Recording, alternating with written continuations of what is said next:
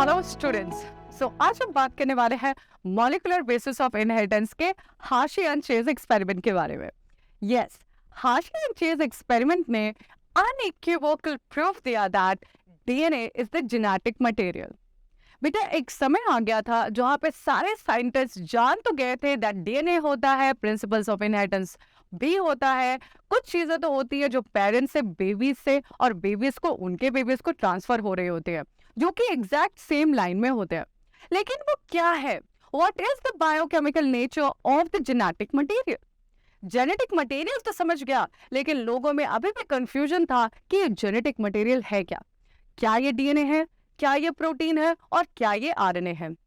कुछ लोग अभी भी सेटिस्फाई नहीं हुए थे ग्रिफ्थ के एक्सपेरिमेंट को, जो कि 1928 में हुआ था। लेकिन इसी एक्सपेरिमेंट को प्रूफ किया 1952 में हार्शे एंड चेज ने कि जेनेटिक मटेरियल कुछ भी नहीं है, डीएनए है।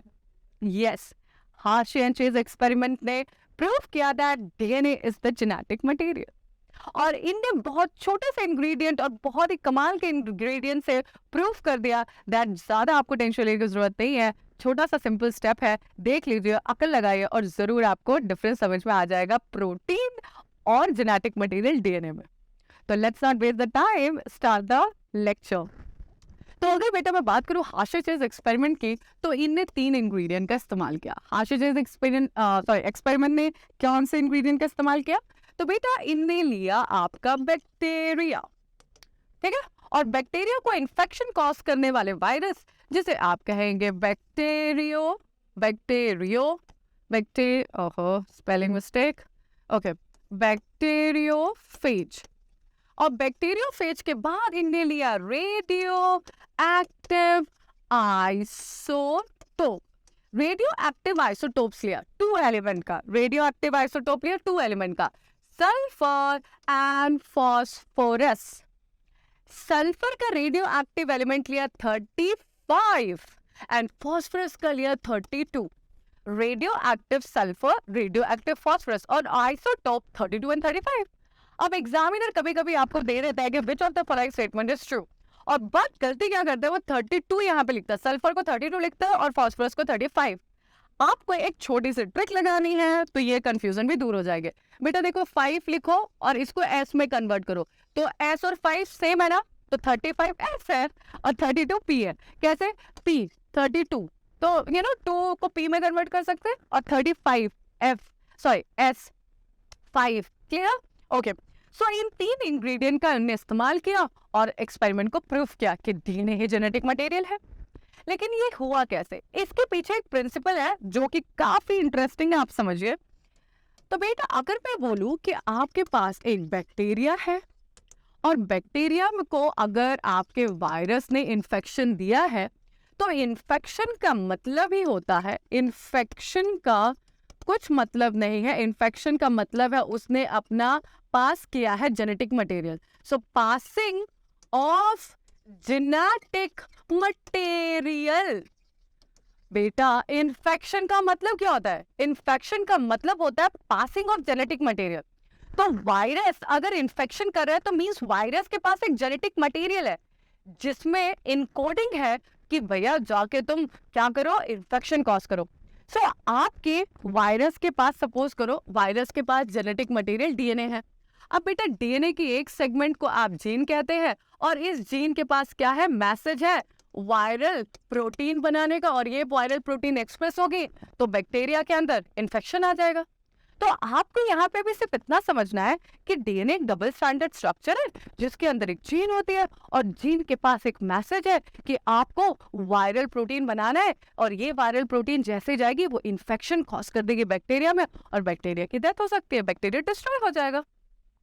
अब इन्फेक्शन का मतलब होता है पासिंग ऑफ जेनेटिक मटेरियल। तो हार्शे चेज ने बोला एक काम करते हैं, एक एक्सपेरिमेंट बिठाते हैं और वायरस में क्या कर देते हैं, कुछ ऐसा डालते हैं जिससे पता चल जाए कि क्या पास हुआ है जब बैक्टीरिया के अंदर इन्फेक्शन देखा गया है। तो अगर जेनेटिक मटेरियल डीएनए होगा तो फॉस्फोरस एलिमेंट रोल प्ले कर सकता है, क्योंकि डीएनए में फॉस्फोरस एलिमेंट होता है। और अगर प्रोटीन है जेनेटिक मटेरियल तो प्रोटीन बनती है सिस्टीन से, और सिस्टीन एक अमीनो एसिड है जिसके अंदर सल्फर होता है। नहीं समझ रहा? ध्यान से सुनिए, ध्यान से सुनिए। अब देखिए बेटा, अगर मैं बोलूं आपके पास एक वायरस, तो वायरस के पास, वायरस का स्ट्रक्चर देखेंगे अभी, वायरस के पास होता है एक प्रोटीन कोट। इस प्रोटीन कोट के बाद कॉलर आती है, फिर उसके बाद शीट आती है, फिर उसके बाद टेल आ जाती है। ओके, फिर उनके पास टेल आ जाती है। अब ये तो क्या है, ध्यान से सुनिएगा। अब देखिए बेटा, इसके अंदर है ये जेनेटिक मटेरियल, ये जो है ये है जेनेटिक मटेरियल, और ये जो कंटेंट है ये है प्रोटीन कोट। अब बेटा प्रोटीन जो कोट है, प्रोटीन बनती है अमाइनो एसिड से। तो एक अमाइनो एसिड सोच लीजिए यहाँ पे सिस्टीन है, और सिस्टीन बनता है सल्फर एलिमेंट से। सिस्टीन में जो एलिमेंट है वो है सल्फर। अब अगर हम बात करें जेनेटिक मटेरियल, तो जेनेटिक मटेरियल डीएनए है। सपोज करके चलिए जेनेटिक मटेरियल डीएनए है। अब जेनेटिक मटेरियल डीएनए है, मींस डीएनए किससे बनता है?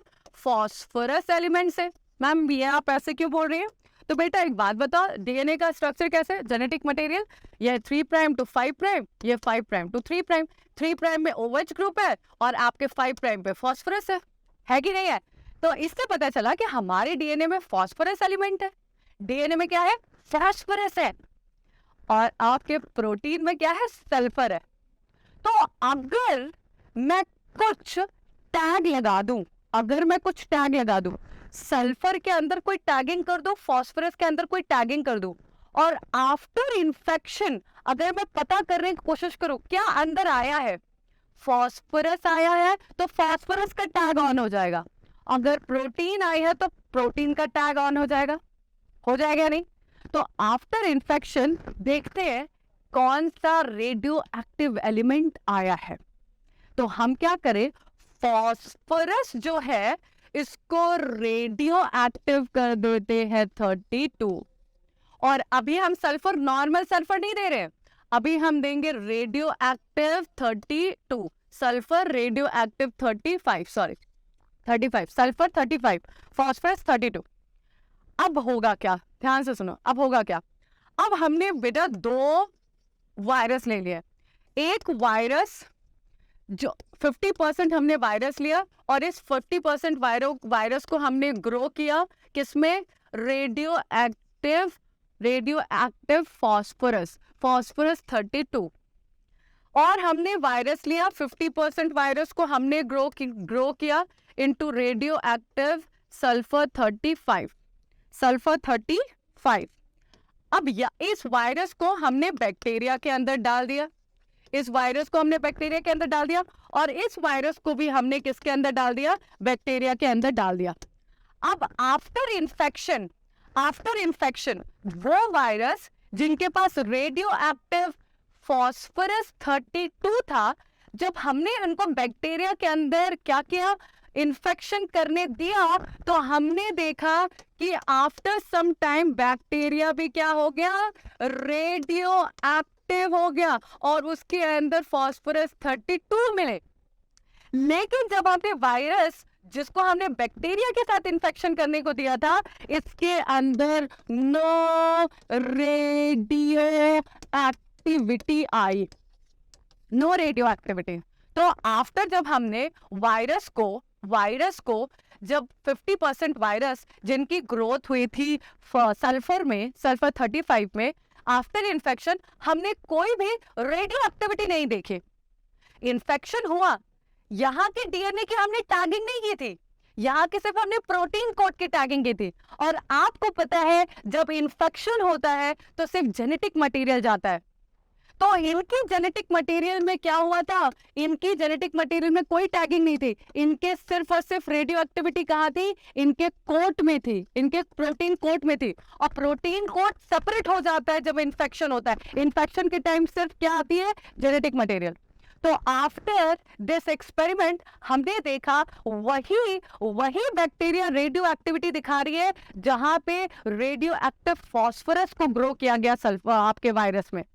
लेकिन उन बैक्टीरिया आफ्टर इन्फेक्शन बैक्टीरिया के पास नहीं आया रेडियो एक्टिविटी जब हमने उस वायरस को इन्फेक्शन में डाला जिनमें ग्रोथ हुई थी सल्फर 35 के ऊपर, जिससे प्रूफ हो गया कि यस जेनेटिक मटेरियल प्रोटीन नहीं है, जेनेटिक मटेरियल डीएनए है। अगर प्रोटीन होती तो after infection radio active sulphur के कंटेंट दिखते आपके बैक्टीरिया के अंदर, जबकि ऐसा नहीं हुआ। और ये प्रूफ देने के बाद सभी लोग कन्विंस हो गए yes it is the DNA which acts as a genetic material because after infection bacteria के अंदर रेडियो एक्टिविटी फास्फोरस की देखी गई, सल्फर की नहीं। That's how your Hershey-Chase experiment have proved unequivocal proof that DNA is the genetic material, not the RNA and the protein. I hope you understand this in a very simplest way. जरूर मुझे comment के साथ बताइए कैसा लगा lecture and मैं आपसे जरूर जानना चाहूंगी कि नेक्स्ट आपको कौन सा टॉपिक चाहिए for my explanation. Thank you so much. Stay tuned. Spread this channel as much as you can. Take care. Bye.